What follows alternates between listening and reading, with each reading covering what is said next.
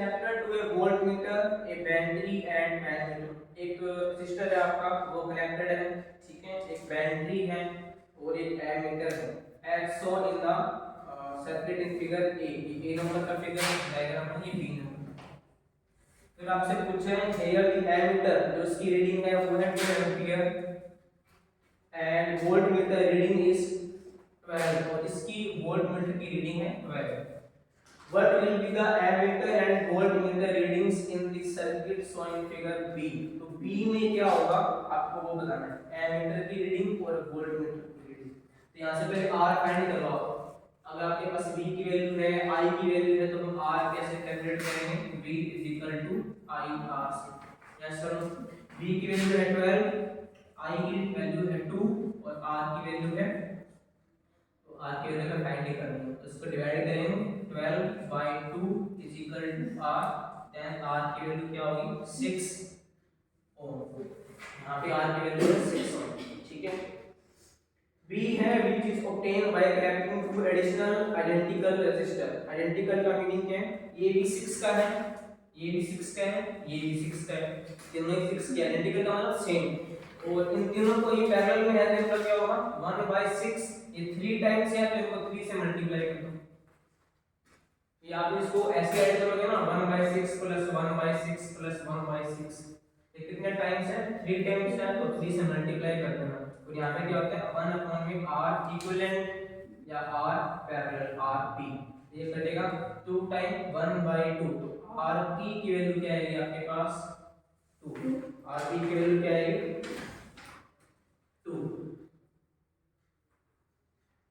अब ये जो रजिस्टर है, ठीक है, किसमें कनेक्टेड है पैरेलल सीरीज में, और पैरेलल में कनेक्ट होने के बाद जो V की वैल्यू होती है वो क्या होती है सेम होती है, V क्या होता है सेम। तो यहाँ भी V कितना होगा 12 वोल्ट दे रखा है पहले, उसी में हमने ऐड किया ना 12 12 12 12, करंट अलग डिफरेंट होगा, हमें करंट ही कैलकुलेट करना है।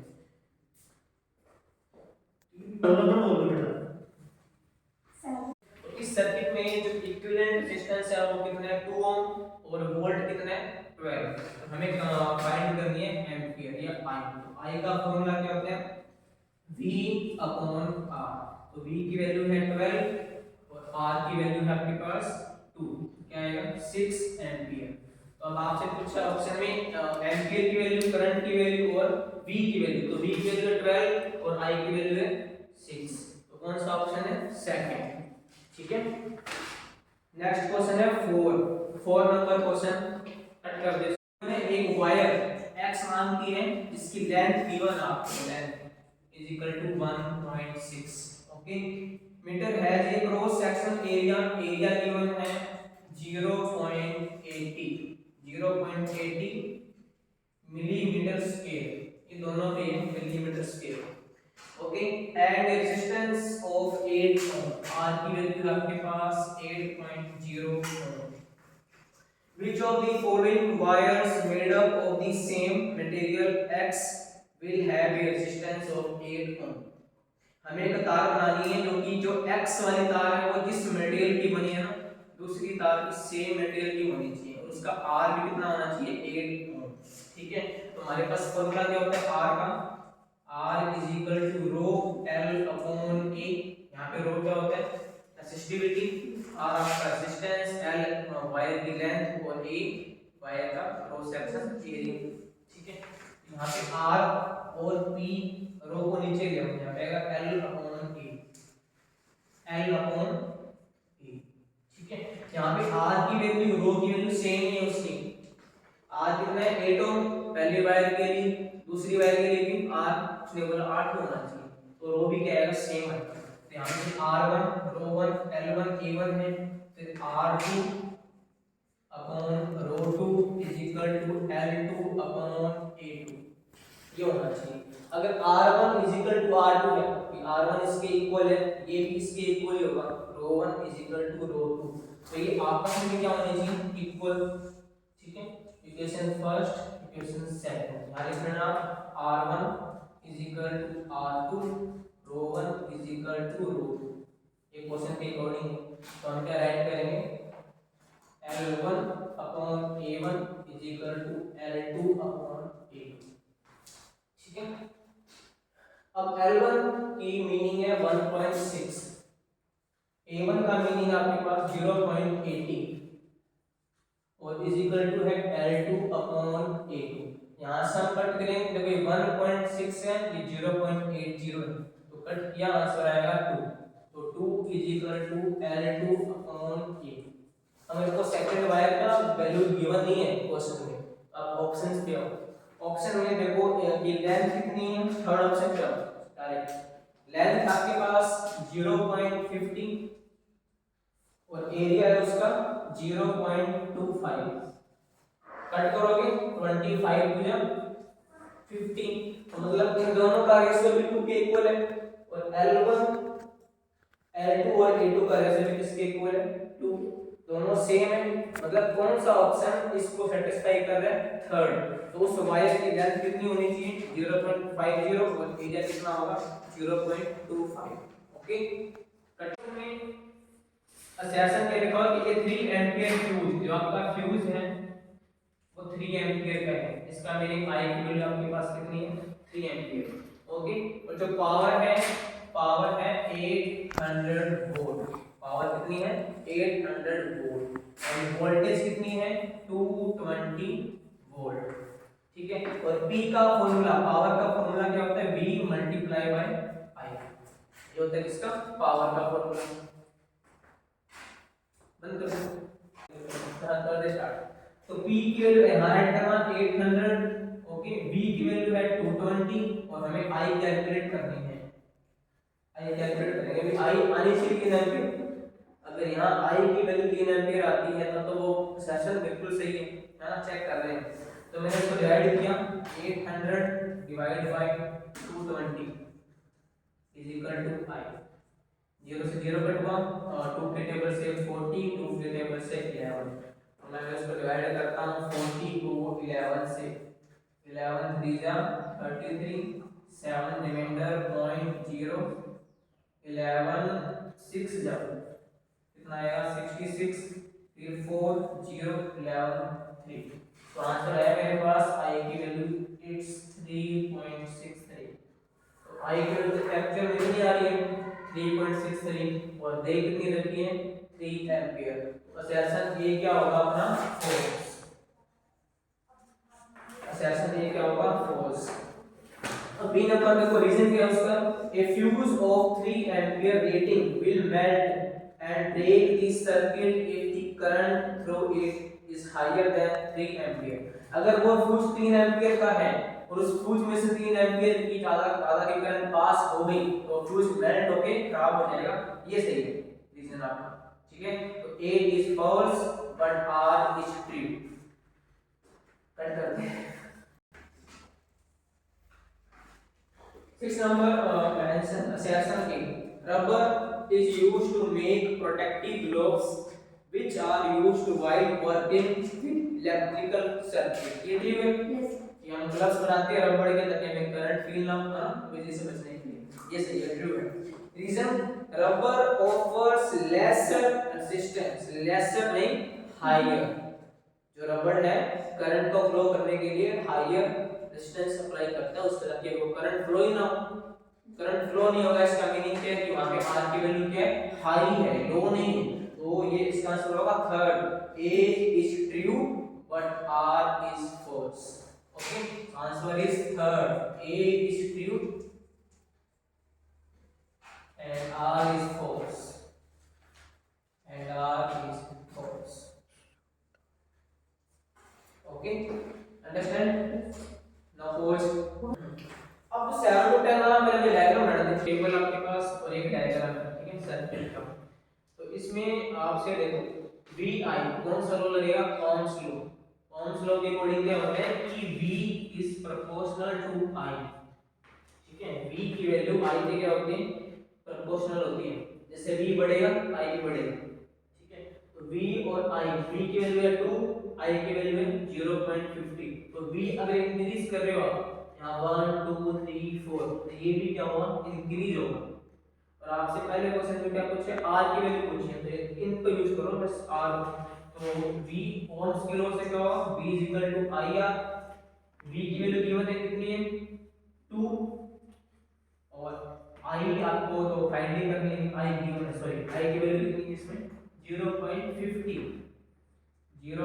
0.50 और आर आपको फाइंड करना है।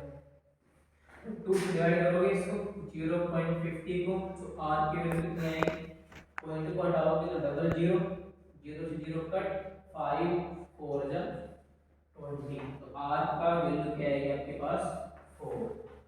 ठीक है, सिंपल था। अगर 2 की वैल्यू इतनी है तो 1 की वैल्यू कितनी होगी, ये बढ़ रहा है धीरे धीरे, यहाँ पे आएगा 0.25 0.75 और यहाँ होगा 1। मतलब कि अगर v2 है ना तो उसका 1/4 मतलब 1/4 भाग वो क्या है मेरे पास एम्पियर है, तो 4 का चौथा भाग क्या होगा 1 है ना, तो वैसे ये इंक्रीज हो रहा है। अब नेक्स्ट क्वेश्चन आपके पास 8 नंबर में डायग्राम में पोज कर दे। ठीक है, तो आपको 8 नंबर क्वेश्चन में ये आइडेंटिफाई करना है कि v एंड i की जो वैल्यू है उस वैल्यू पे ग्राफ कौन सा बनेगा। ठीक है, हम ओम्स लॉ जब हमने रीड किया था ना, हमने ये रीड किया कि जो v है वो i के क्या होता है पैरेलल प्रोपोर्शनल होता है। ठीक है, तो जब ऐसी इक्वेशन आते हैं तो जो जो ग्राफ आपका ओरिजिन पॉइंट से स्टार्ट बनता है और एक स्ट्रेट लाइन आती है। ठीक है, तो इसका आंसर क्या होगा q।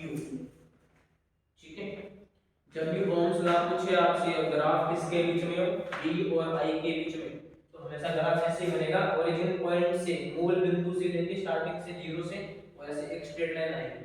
ठीक है, उसके बाद पोज कर दें। अब ये तो एक बैटरी है 4 वोल्ट की और एक बैटरी 8 वोल्ट की। अब मैंने इसको रिप्लेस किया है 4 वोल्ट की बैटरी को 8 वोल्ट की बैटरी से। पहले ग्राफ ऐसे बन रहा था, अब कैसे बनेगा आपसे पूछते हैं क्या इफेक्ट पड़ेगा। तो आपको पता है ओम के लॉ से v i के क्या होते हैं प्रोपोर्शनल होते हैं, सिमिलर होते हैं। v बढ़ेगा तो i भी बढ़ेगी। उसमें v 4 वोल्ट था तो उसके अकॉर्डिंग करंट था, यहाँ भी हमने चेंज किए 8 वोल्ट तो करंट भी क्या होगा इंक्रीज होगा, तो सेम ही बनेगा, कोई चेंज नहीं आएगा। ठीक है, तो इसमें आप ऐड कर लेना कि मैं बोल देता हूं उसमें क्या लिखा हुआ है।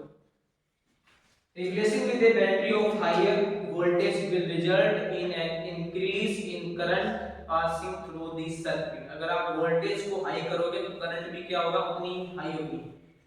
Since there is an increase in both voltage and current, the ratio of the voltage and current which is equal to the resistance would also be constant। R constant रहेगा ऊपर भी नीचे भी। As the sister follow Ohm's law, the graph will still pass through the origin and so there will be no change in the graph। तो graph में कोई change नहीं है, सेम बनेगा। ठीक है, ये इसका आंसर है 8 का और 9 का। Joules of energy would the resistor of resistance R dissipate by as heat in 1 minute when the voltage across it was 1 volt। जो वैल्यू गिवन है please right this, volt is 1 volt and time is 1 minute। okay, I will change into second, then answer is 60 second and then we calculate h। हमें heat calculate करनी है, heat को हम w भी बोलते हैं, चाहे वर्क बोलो चाहे हीट बोलो चाहे बोलो इसको एनर्जी, एक ही बात है। ठीक है, तो डिपेंड करता है टाइम गिवन है तो वर्क का फॉर्मूला अलग बनेगा ना, अगर क्या गुलाम हो तो क्या फॉर्मूला होता है इसका h का v square upon r into t। ये फॉर्मूला है इसका हीट का कि अगर कोई करंट किसी वायर से पास हो रहा है तो वो वायर कितनी गर्म होगी है ना, कितना हीट उत्पन्न होगी और वो अपने को फाइंड। तो v की वैल्यू मेरे पास है 1, तो 1 का स्क्वायर। r की वैल्यू मेरे पास मेंशन नहीं है ना, r की वैल्यू मेंशन नहीं है, तो r कितना था उससे 8 था ना, जो अपने पास 7 नंबर था क्वेश्चन, 7 नंबर क्वेश्चन उसमें हमने r कैलकुलेट किया था। ये कोई क्वेश्चन से 7 to 10 पूरा एक ही क्वेश्चन है पूरा, तो उसमें r की वैल्यू क्या आ गई 4, r इज 4 तो यहाँ r की वैल्यू क्या ऐड करेंगे 4 और t आपके पास है 60 सेकंड, तो आप इसको कट करोगे 1 का स्क्वायर 1/4 into 60, तो 4 कट करोगे 60 से आंसर आएगा आपके पास 15 joule. Okay, answer is 15 joule.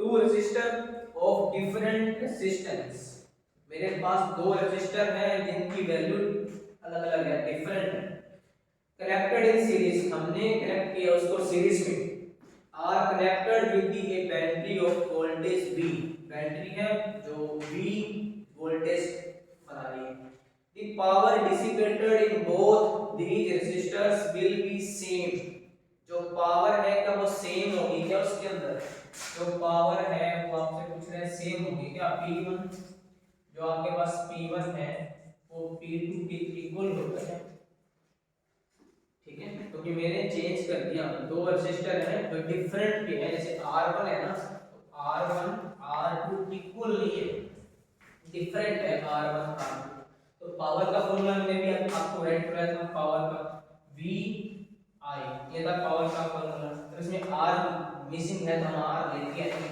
तो V की फॉर्मूला होता है IR, यहाँ से I निकालो, I की वैल्यू क्या आएगी V/R, ठीक है, यहाँ से I की वैल्यू क्या आएगी V/R, ये I की वैल्यू आप यहाँ पुट कर देना, तो आपके पास आएगा V²/R, ये आपके पास पावर का फॉर्मूला है, तो जो पावर है वो किसके इनवर्सली प्रोपोर्शनल है, R, किसके प्रोपोर्शनल है, इनवर्सली R के, P is inversely proportional to R, इसका मीनिंग है कि P इंक्रीज होगा तो R क्या होगा, डिक्रीज, P इंक्रीज होगा तो R क्या होगा, डिक्रीज, या R अगर R इंक्रीज होगा तो P क्या होगा, डिक्रीज, एक ही बात है, डिक्रीज ही होगा, अगर R इंक्रीज होगा तो P डिक्रीज होगा, जब दोनों सेम ही नहीं है, दोनों सेम नहीं है, डिफरेंट है, तो P सेम कहां से होगा, ठीक है, P भी सेम नहीं होगा, देखना P1 is not equal to P2 because R1 is not equal to R2, क्योंकि एक ज्यादा एक कम है तो P1 और P2 भी चेंज होंगे, तो P1 और P2 सेम नहीं होंगे, आपको इतना ही राइट करवाना, ठीक है, this statement is not correct. 11th के बी पार्ट में क्या मेंशन है, the brightness sorry a new incandescent light bulb, जो मतलब बिजली देता हो अपने को, emits light bright, जब पीली लाइट बना रहा है, however as it gets older, जब ये जितना पुराना होता है, its filament starts evaporating, इसका फिलामेंट evaporate होना स्टार्ट होता है, मतलब वो डीके हो रहा है, धीरे-धीरे नुकसान हो रहा है उसको, and its brightness decrease, और उसकी जो रोशनी है वो थोड़ी कम हो जाती है, give reason for the decrease in the brightness, आपको ये बताना है कि उसकी जो ब्राइटनेस है वो कम क्यों हुई है, तो brightness of the bulb would decrease if the power dissipated by it decrease, okay, मेरे पास वो फिलामेंट था, बल्ब के अंदर फिलामेंट था, फिलामेंट अब क्या हो रहा है, इवेपोरेट हो रहा है, इवेपोरेट, अगर इवेपोरेट हो रहा है धीरे धीरे डीके हो रहा है, देखना डीके हो रहा है, उसकी थिकनेस में क्या होगी, तो तार है फिलामेंट का लगा उसके अंदर बल्ब में, फिलामेंट की थिकनेस है वायर की, वो भी क्या होगी, धीरे धीरे कम होती जाएगी, अगर थिकनेस कम है तो एरिया क्या होगा उसका, वायर का एरिया क्या होगा, वो भी क्या हो जाएगा, कम, अगर एरिया कम होगा, वायर के पास एरिया ही नहीं है, तो आर की वैल्यू क्या होगी, इंक्रीज होगी ना, कम क्यों होगी, मेरे पास एरिया कम हो गया तो थिकनेस कम है, पतली हो गया, तो तार बिल्कुल पतली है, उसमें से जो करंट जो इलेक्ट्रॉन्स फ्लो करेंगे उनको टाइम लगेगा फ्लो करने में, तो वहां रुक जाएंगे वो, तो वो क्या क्रिएट करेंगे, हायर रेजिस्टेंस, क्या क्रिएट करेंगे, हायर रेजिस्टेंस, अगर रेजिस्टेंस हाई है तो इलेक्ट्रॉन्स का फ्लो होना क्या हो जाएगा, कम, electrons may be not flow in wire, so electrons flow नहीं होंगे ढंग से तो लाइट कहां से आएगी, ठीक है, इसका ही आंसर इसमें ये होगा, ठीक है, सेकंड में ये आप आंसर है इसका, the brightness of the bulb would decrease if the power dissipated bye it's decrease, power भी अगर डिक्रीज होगी तो जो ब्राइटनेस है वो भी क्या होगी, डिक्रीज होगी, इसमें आर बढ़ रहा है, मैंने कहा था ना आर बढ़ रहा है, क्योंकि जो पी है पावर है वो आर के क्या होता है, इनवर्सली प्रोपोर्शनल होता है, इनवर्सली, अगर पी आर इंक्रीज होगा तो पी क्या होगा, डिक्रीज होगा, तो पावर कम होगी उसकी, ठीक है, the power dissipated by its decrease. As the filament evaporates, its thickness decrease, उसकी thickness कम होगी, and this decrease in thickness leads to an increase in resistance. जो इसकी thickness कम हुई है उसका उसका क्या रिजल्ट होगा, R की वैल्यू क्या हो जाएगी, बढ़ जाएगी, इंक्रीज हो जाएगी. With the increase in resistance, the power decrease as for constant voltage.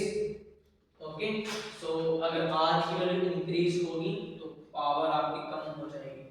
तो 12th नंबर क्वेश्चन में आपके पास एक सर्किट का डायग्राम है, इसमें एक बैटरी की वैल्यू कितनी है, 12 एमीटर V1 है आपके पास. एमीटर में फाइंड करना है, एमीटर में कितना करंट फ्लो होगा I में काउंट करना है. और एक R1 की वैल्यू है 8, R2 is 10 ohm, R3 2 ohm, R4 is 4 ohm. अब ये तीनों जो रेजिस्टर है वो किसमें कनेक्टेड है, सीरीज में. तो हम यहाँ से पहले इन तीनों का इक्विवेलेंट फाइंड कर लेते हैं. ठीक है, यहाँ पे लोगे आप R series is equal to series, तो आप इसको वैसे ऐड करोगे ना, 10 ओम प्लस 2 ओम प्लस 4 ओम, क्या आंसर आएगा 16 ओम. अब ये 16 ओम जो बना है इसको एक सर्किट फॉर्मूला है तो आपके लिए मेरे पास ये एम्पियर एमीटर है प्लस माइनस, देन ये 8 ओम का रेजिस्टर आ गया, उसके बाद ये एक बनेगा 16 ओम का, और ये मेरे पास 12 वोल्ट की बैटरी. ठीक है, ये R1 है, ये मेरे पास RS सीरीज में, उन तीनों को ऐड करके ये मैंने क्या लिखा, इक्विवेलेंट लिखा. अब ये 16 ओम इसके किसमें, पैरेलल में, तो हम यहाँ पैरेलल के लिए ऐड करेंगे RP. RP का मतलब होता है 1 upon RP is equal to 1 upon 16 plus 1 upon 8. R1 की वैल्यू कितनी है 8. ये देखो ये 16 है, ये 8 है, आप इसको सॉल्व कैसे करोगे, इसको भी क्या बनाओगे 16. मैंने क्या किया 2 से मल्टीप्लाई किया ऊपर नीचे अप एंड डाउन, 2 से मल्टीप्लाई कर दिया 16 एंड 16. अब जो उसका डिनोमिनेटर क्या हो गया सेम, एलसीएम क्या आएगा 16, यहाँ रहेगा 1 प्लस यहाँ भी 16 है सेम ही रहेगा, 2 1 जा 2. ये समझ में आया कैलकुलेशन करो. अब ये कितना बनेगा 2 प्लस 1 3, तो इसको मैं यहाँ ऐड कर रहा हूँ ऊपर. ठीक है, 3/16 1 अपॉन RP. अब मुझे यहाँ से RP की वैल्यू चाहिए, RP की वैल्यू क्या होगी 16/3.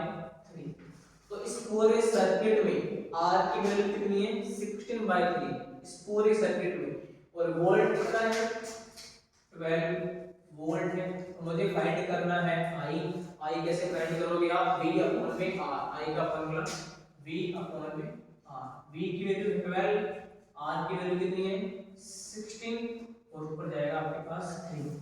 तो 3 नीचे था वो ऊपर चला जाएगा. 4 के टेबल से 3 टाइम, 4 के टेबल से 4 टाइम, क्या आंसर आएगा 9/4 डिवाइड किया तो आंसर आएगा 2.25 एम्पीयर. ठीक है, यहाँ 3 आपके पास क्या थे रेजिस्टेंस थे जो सीरीज में थे. हमने पहले इसका इक्विवेलेंट फाइंड किया 16 ओम. ये 16 ओम इस 8 ओम में क्या था पैरेलल था, फिर हमने इक्विवेलेंट फाइंड किया, आंसर आया 16/3. पूरे सर्किट में वोल्ट कितना था 12, हमें फाइंड क्या करना है ओनली I. ठीक है, तो I का formula V upon R. V की वैल्यू 12 एंड R की वैल्यू 16/3. जो अब बाय 3 था वो जाएगा ऊपर, तो ये 4 के टेबल से कट किया, 3 4 जा 12, 4 4 जा 16, 3/4, 3 3 जा 9, 4 से डिवाइड किया तो आंसर आएगा 2.25 एम्पीयर. किस के आसपास ही अब चेक कर लेना A का. So answer of A is 2.25 ampere. 2.25 ampere. 12 B में आपसे पूछा करंट, A में कर हां एमीटर रीडिंग, एक ही बात है. एमीटर रीडिंग का मतलब पूरे सर्किट में करंट की वैल्यू क्या थी आप अब उसमें पूछे करंट थ्रू R4. R4 में से करंट कितना फ्लो हो रहा है, सिर्फ R4 में से. ठीक है ना, R4 में से. हम लोग ये कहना कि ये किसमें है सीरीज में है. ठीक है, R4 और सीरीज में क्या सेम होती है, सीरीज में करंट सेम होता है कि वोल्टेज सेम होता है,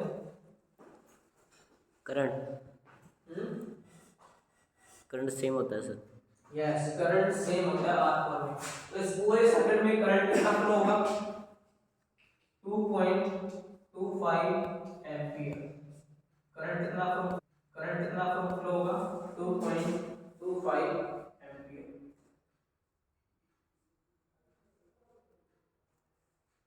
होगा कि नहीं होगा, आई की वैल्यू हमको फाइंड ही करनी है ना, आई की वैल्यू फाइंड ही करनी है इसमें, तो इनको एक बार कट करना वीडियो पोस्ट कर देंगे।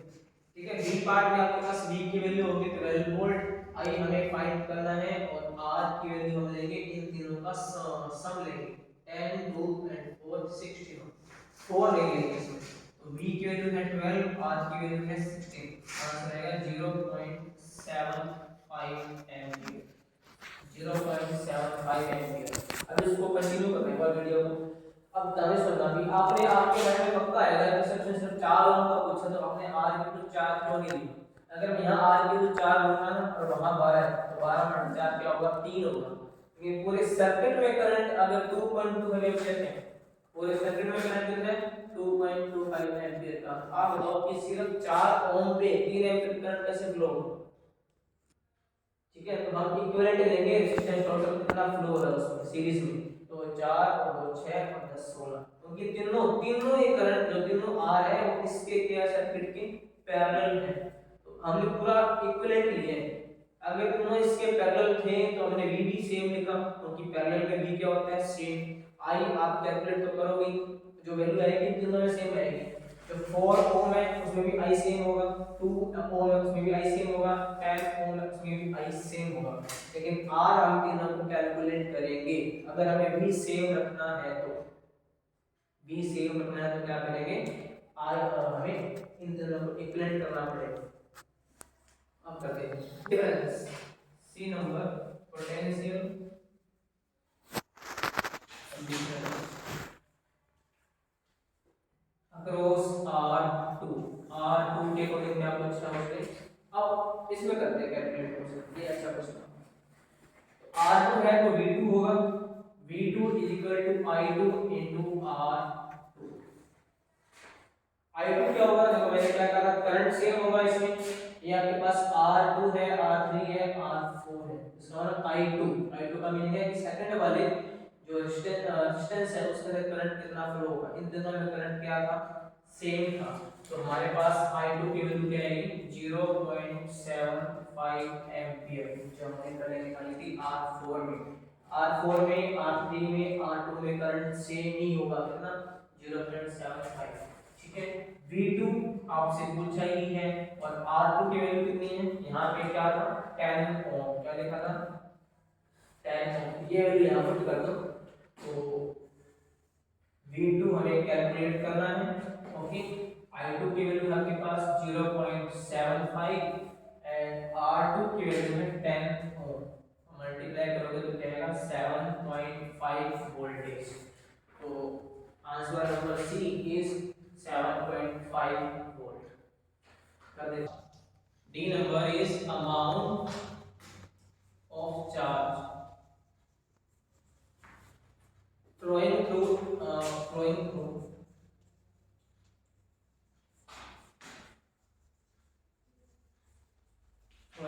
R1 in 2 minutes। Okay, amount of charge, charge का मीनिंग कूलम, हमें क्यू फाइंड करना है, and flowing through R1, R1 R की वैल्यू है R1 कितना था 8 ohm, R1 is 8 ohm, diagram के according, in 2 minute, time given आपके पास 2 मिनट का, 2 मिनट का आप चेंज करोगे सेकंड में तो आंसर आएगा 2 into 60 is equal to 120 minute, yes और no 120 second, sorry 120 second. And Q आपसे पूछा है, Q का फॉर्मूला R3 के स्टेप्स में Q का फॉर्मूला है, किसी को लग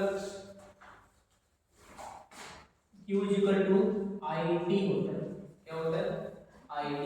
ठीक है, और I मेरे पास है ही नहीं, इसमें वैल्यू ही नहीं है, तो मुझे I को चेंज करना पड़ेगा, वही ओम्स के लॉ से क्या होता है V is equal to IR, तो यहाँ से I की वैल्यू क्या आएगी sir V upon R, V upon R is equal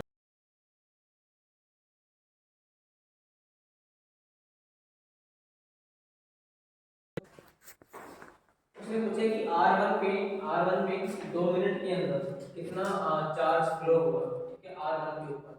R1 में R की वैल्यू 8 ओम है, उसको छोड़ दो, हमें I कैलकुलेट करनी है I1। R1 के ऊपर I1 कितनी कैलकुलेट होगी? R1 कहाँ था? यहाँ था, ये R1 था और यहाँ आपके पास 3 रेजिस्टेंस ऐड थे, 3, ठीक है, R2 R3 एंड R4 और यहाँ पे ऐड था R1। तो ये तीनों सीरीज में थे, इनका आया था आपके पास 16 और इसका है 8 एंड 16, ठीक है। अगर ये पूरी सर्किट में करंट फ्लो हो रहा है 2.25 पूरी सर्किट में, और तीनों में कितना करंट फ्लो हो रहा था? तीनों के अंदर सेम था 0.75, कितना था? 0.75, ठीक है। तो इस वाले R में कितना फ्लो होगा, इसमें से माइनस कर देना। टोटल सर्किट में कितना फ्लो हो रहा है? 2.25, लेकिन इसमें कितना हो रहा है? तीनों में 0.75, ये अलग रहेगा, इसमें I अलग फ्लो होगा। V सेम होता है पैरेलल में, V तीनों चारों में, इसमें सेम होगा, इसमें सेम होगा। तो 0.75 को माइनस कर देना 2.25 से, 0.75 अगर माइनस करें तो क्या हो जाएगा? 1.50 एम्पीयर, 1.5 एम्पीयर बचेगा। I की वैल्यू हम क्या ऐड करेंगे यहाँ पे?